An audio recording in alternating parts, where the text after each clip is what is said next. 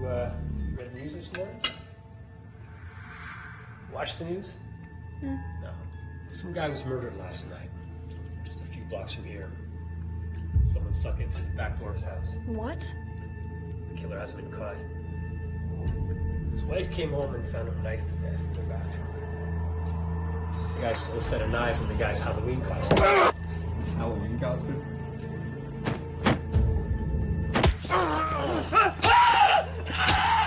We released the wrong patient. Benjamin Newman is a deranged serial killer. He's been a patient with us for 17 years. We have to destroy any evidence of Benjamin Newman being at this hospital. No, now I feel like I'm morally obligated to figure out what happened to her. Dad, you always just said Mom just up and left us all, and now you're saying she might have been killed or abducted by some stalker you guys went to school with?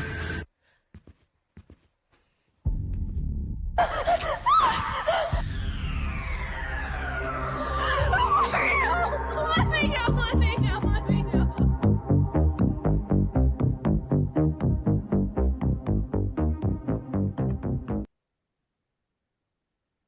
Hey, everybody. Good evening and welcome. Thank you for joining me on another episode of the Witching Hour podcast. I'm your host, as always, John Royceland.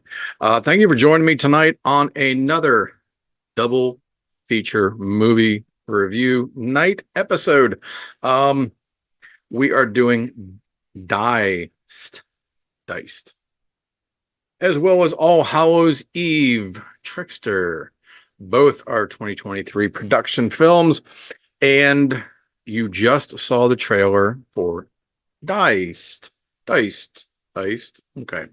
The film is directed by Jeremy Rudd. This is his second film as director. He's primarily been an actor. He's done some writing, a little bit of producing as well. But this is his second time behind the camera. I have not seen his first film, which was called The Dark Side. But I will say this much. If his third is anything like and gets better and improves, Jeremy Rudd is definitely going to be someone to watch out for. The movie's only 59 minutes.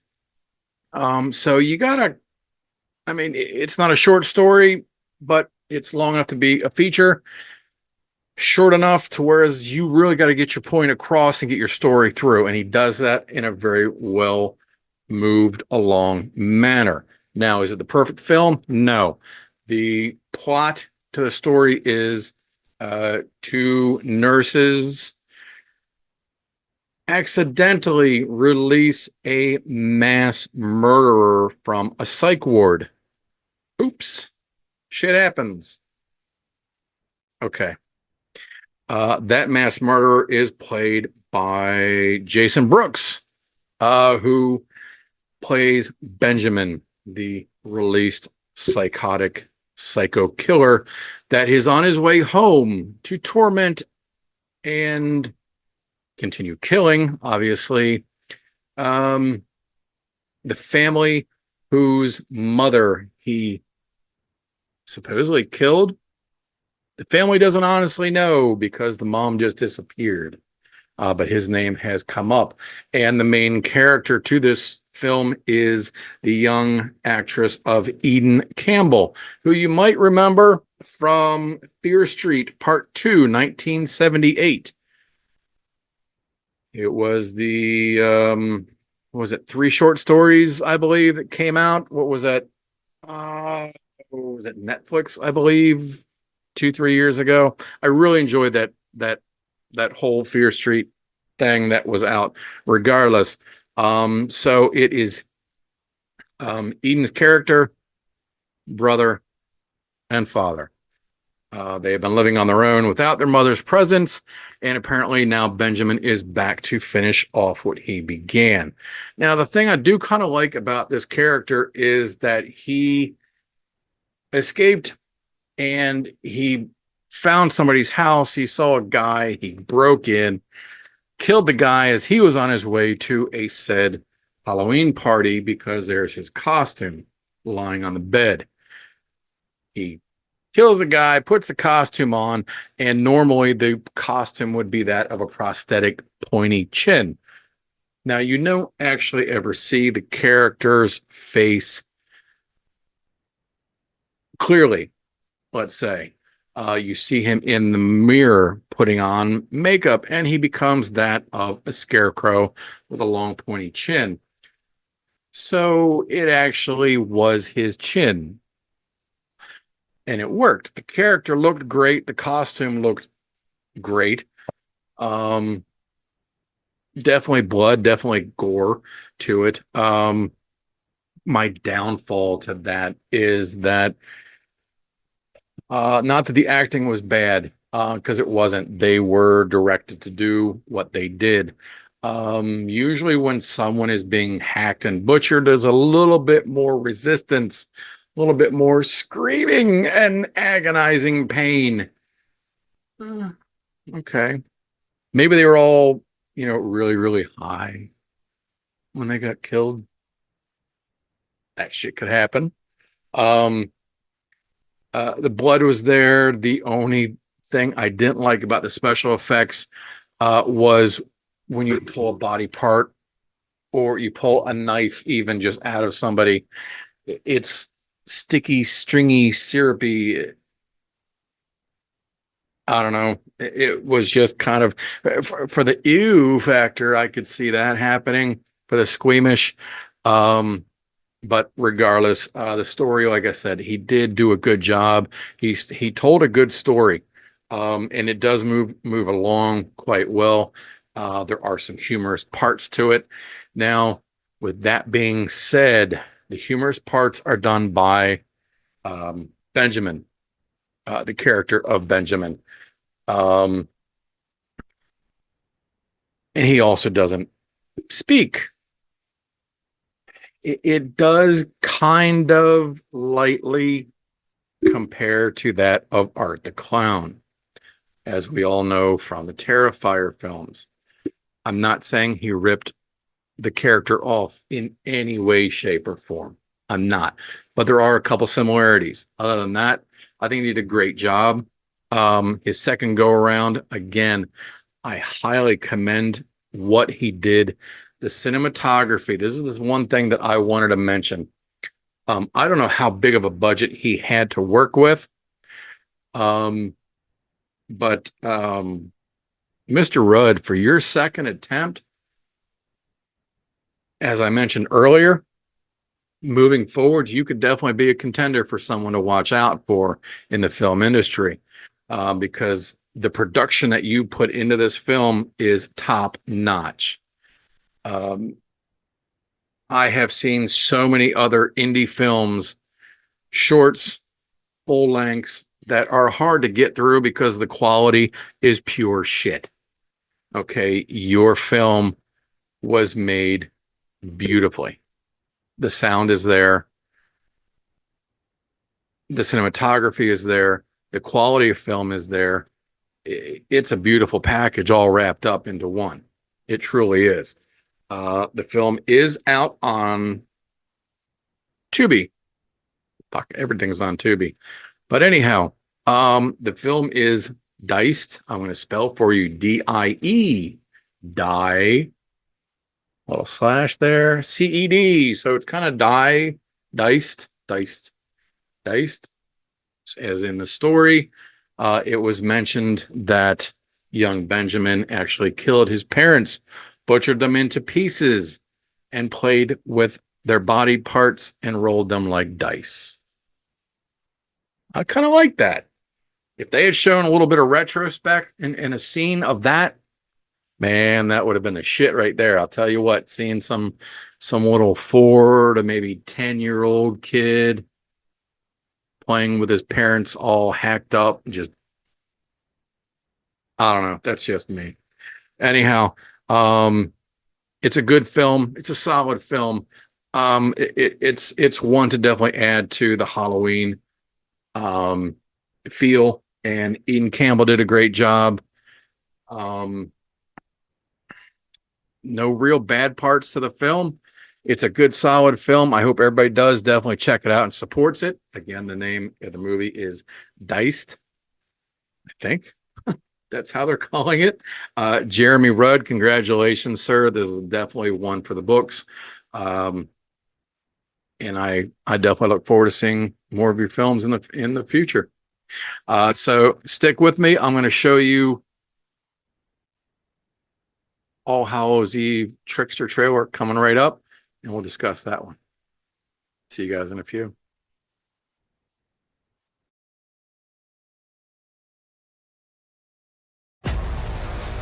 Some creep slipped a videotape into Timmy's candy bag while we were trick-or-treating. A videotape?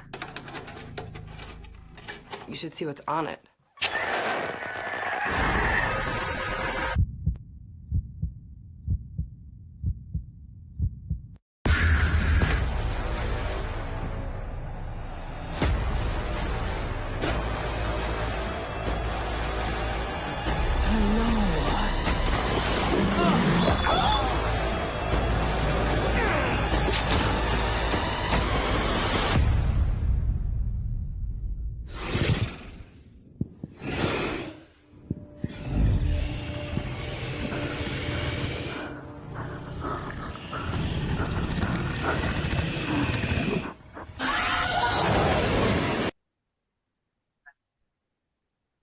Okay, so you just watched the trailer for All Hallows Eve Trickster, which is a 2023 release.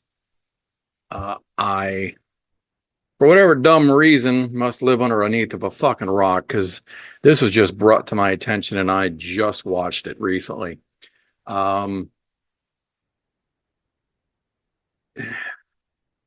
Okay. The movie's an anthology. 6 to 8 shorts, I believe, which is amazing because the film itself is, I think I had it written down, only an hour and 15 minutes long. And each story is primo. Okay, so in keeping with horror anthologies, of course, with you've got Trick or Treat, you've got All Hallows Eve. This is part 3. Okay. All Hallows Eve, which is what originally introduced the world to Art the Clown 13 years ago. So anybody who's thinking he's brand new, sorry about your luck. All right, so here we go in a nutshell. Every anthology builds around a base story, and then that story distributes and tells other stories. Okay, so our base, our home story, if you will, is a woman pulls in an old Camaro or Firebird, I think it's a Firebird actually, into a gas station. The gas station is located in the middle of absolute nowhereville. This is kind of one of those gas stations or eateries that you would see in a movie that says last stop for 500 miles, something along those lines. Nobody else is around. It looks like the place is actually closed up. As the body is approaching the door to enter, well, let's just say you are in for a fucking treat with just the base story alone. The woman walks into, sees the backside of a couch. TV is on in front of it. And a creature turns and looks at her. The remainder of the story, of that story, she is in a box with a small hole in it, a crate, if you will.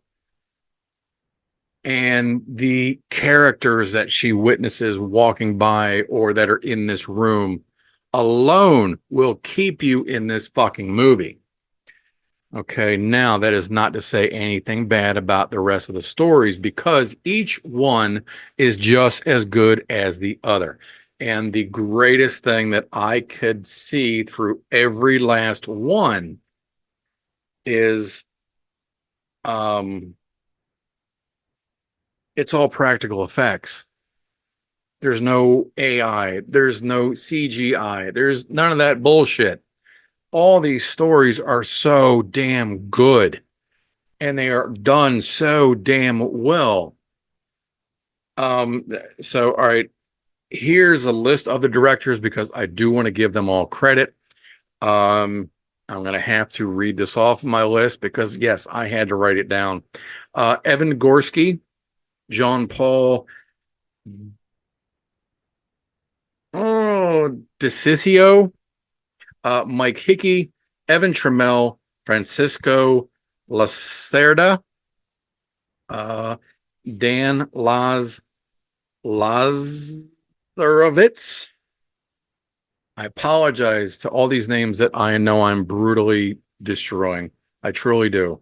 Live with the last name Royceland and spell that one out for me. Francesco De Pinto and Faye Amolio Johnson. I cannot give all of you enough credit. Each story was so beautifully done. The production on each one is absolutely beautiful. Many times you will see indie horror collaborations and anthologies where you can tell they weren't made together because this one looks like shit and this one looks like somebody actually put some time and money into it. Each story is done well. The acting is done perfectly. I'm not going to get into any of the actual individual stories and explain any of them to you because that would be a waste of my time, because I want you to honestly sit down and watch this movie. Okay, it's under an hour and a half. God damn it. You can do this and you need to do this. If you see no other horror, Halloween-based horror movie, okay, because we are right around the corner, 'tis the season, make this one it. I did want to mention putting his hands into production as a producer, old Uncle Creepy, Mr. Steve Barton himself, who also was a producer on Terrifier 2, and has written his own film coming out, as well as, I believe, a book. So, Steve, hit me up, bud. We got to chat. Anyhow, All Hallows Eve, Trickster. I'm sorry I'm late on this one. I truly am. From 2023. I cannot say enough about this film. From the minute I watched the trailer, I was like, holy shit. Just looking at the creatures alone were so impressive that I had to at least check it out. Now, when I hit the play button after watching the trailer, I was like, okay, they just showed me all the highlights, all the best parts of this goddamn movie, and I'm going to end up picking up my phone and scrolling after probably 8 minutes of being bored with worthless, low-grade, independent film shit. I loved it. I absolutely loved it. IMDb, I believe, gave it a 4 out of 10. That's the one that I got for IMDb. This movie deserves so much more credit. If this is what they're going to be putting together for the future, I am all on, and you have my total support with it. Anyhow, no spoilers whatsoever. Enjoy. Sit down, watch it. You're going to really, really enjoy it, and your mind is going to be blown by, like I said, the creatures from the... They need to just make a fucking movie just on that story alone. It was so goddamn good. Holy shit. I'm sorry. I haven't been this excited, honestly, about a film, and to have an anthology that can come together that can honestly stand on all legs equally and be this strong, to me, is really saying something. Anyhow, guys, thank you so much for joining me in yet another film review, double feature at that, of Diced and All Hallows Eve Trickster. Thank you guys so much. I really appreciate it. I sincerely do. Please share this with everybody that you know or that would actually give a damn. Hit the little subscribe button down below on my YouTube channel. That means so much to me, because that really helps my numbers increase, helps it get distributed to be able to be seen through more people. Other than that, you can find me on all social media platforms, I'm saying, excuse me, as well as if you have Roku, you can search me up, The Witching Hour Podcast, on the apps.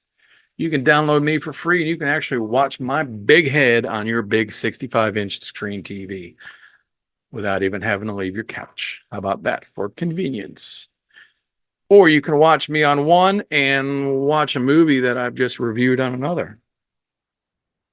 Just fucking with you. You guys, thank you so much for all your time. I really do appreciate it. I got more great stuff coming up for you soon, so stick around. You're going to want to subscribe. And as always, please remember to keep it evil.